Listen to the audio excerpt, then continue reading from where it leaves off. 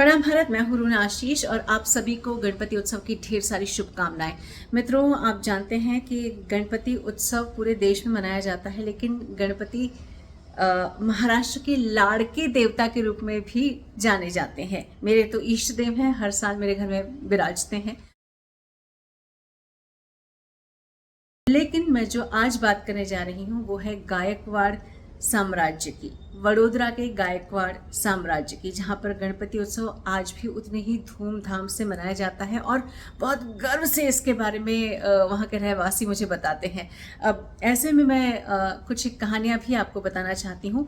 मित्रों, लोकमान्य तिलक साहब के गणपति की तो डेफिनेटली आप बात जानते ही होंगी। सार्वजनिक गणेशोत्सव जब से शुरू हुआ है तब से सभी लोगों ने इसे अपनाने की कोशिश की है और ध्येय एक ही था, एकजुट होना, एक साथ होना और अंग्रेज़ों का विरोध करना। लेकिन वडोदरा में इसके पहले भी गणपति उत्सव मनाया जाता रहा है, जितना मैंने पढ़ा है। यानी कि सयाजीराव गायकवाड़ साहब जो प्रथम सयाजीराव गायकवाड़ राजे प्रथम रहे हैं, उनके समय में ये हुआ करता था कि गणेशोत्सव मनाया जाता था और यहाँ तक कि जो अंग्रेज़ हैं वो भी उसमें शाही परिवार के साथ साथ चलते थे और गणेश विसर्जन के समय पर जाते थे। लेकिन तत्कालीन जो अंग्रेज़ थे उन्होंने इस बार किसी भी तरीके के विसर्जन से मनाही कर दी। इस बात की वजह से अंग्रेज़ों और गायकवाड़ जो परिवार था उसमें कुछ खटास आ गई। बात यहाँ तक पहुँची कि सयाजीराव गायकवाड़ प्रथम जो रहे हैं उन्होंने ये भी ऐलान कर दिया था कि जब तक अंग्रेज़ अपनी बातों पर वापस नहीं आते हैं, झुकते नहीं हैं, हमारे साथ विसर्जन में शामिल नहीं होते हैं, तब तक 11 गणपति जो हमारे हैं वडोदरा के, उन्हें विसर्जित ही नहीं किया जाएगा।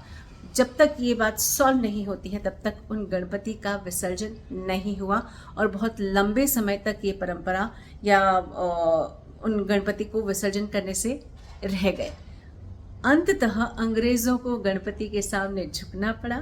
सयाजी राव गायकवाड़ प्रथम उन महाराज के सामने झुकना पड़ा, हाथ मिलाना पड़ा और फिर यहाँ पर विसर्जन की प्रक्रिया शुरू हुई। उसके बाद एक बार जब लोकमान्य तिलक साहब उन्होंने शुरू की थी जो सार्वजनिक गणपति की परंपरा, तब वो सयाजीराव गायकवाड़ तृतीय से मिले थे। उन्होंने उन्हें जुम्मा दादा से मिलवाया था और उन्होंने जुम्मा दादा ने तिलक जी से इंस्पायर होकर वहाँ पर कुश्ती और दंगल जैसी बातें शुरू की थी और ताकि लोगों को, जो युवा हैं, वो अपने शरीर पर ध्यान दे सकें, अपने शरीर सौष्ठव पर ध्यान दे सकें और अपनी बॉडी बना सके। बाद में इसका स्वरूप जो है वो व्यायामशाला से अलग हट के फिर उसमें गणपति उत्सव को भी इस तरीके से पिरोया गया था, साथ साथ चलाया गया था।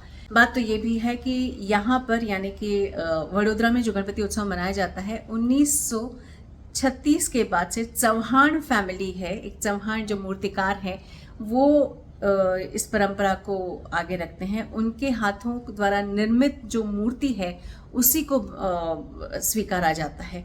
उस समय जो महाराज रहे हैं उन्होंने एक कंपटीशन आयोजित की थी जिसमें चौहान फैमिली जो है, जो मूर्तिकार है, उनकी मूर्ति को चुन लिया गया और फिर तब से यही परंपरा है।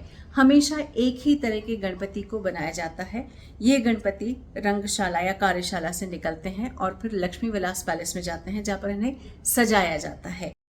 खास बात तो ये भी है कि पिछले 86 सालों से भावनगर से जो मिट्टी आती है उसी से गणपति की ये मूर्ति बनाई जाती है और विधिवत इन्हें गणपति जी को स्थापित किया जाता है और फिर वही 11 दिन की उपासना चलती है और फिर इसे प्रवाहित कर दिया जाता है, इन्हें विसर्जित कर दिया जाता है। मित्रों, बहुत इंटरेस्टिंग सी बात है, बहुत इंटरेस्टिंग सी कहानियां हैं। मैंने कहा चलिए आपको बताती हूँ और एक बार फिर से आप बोलिए गणपति बप्पा मोरया। प्रणाम भारत, जय हिंद।